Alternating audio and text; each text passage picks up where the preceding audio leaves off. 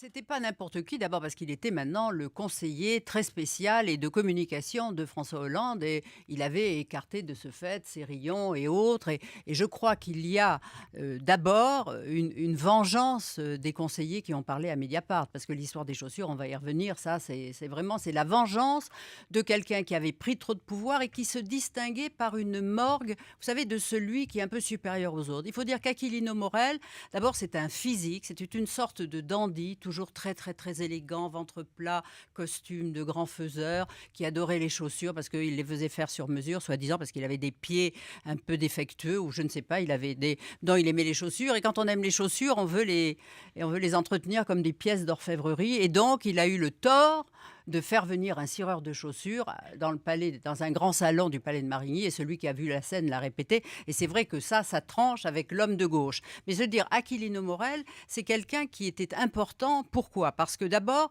c'est un profil hors norme à gauche, hein. Vous voyez, il est fils d'immigrés espagnols, arrivé dans la misère, et il illustre la méritocratie républicaine, parce que grâce à l'école, il a fait ses études de médecine, puis il a passé l'ENA, et puis il est entré au Parti socialiste, où vraiment ses capacités l'autoriser à avoir des ambitions qui seraient vite récompensées. Pourquoi pas être député? Mais il n'a jamais pu se faire élire malgré 3 tentatives. Vous voyez, ce qui dénote peut-être aussi sur le terrain un manque d'empathie et un caractère un peu ombrageux et difficile.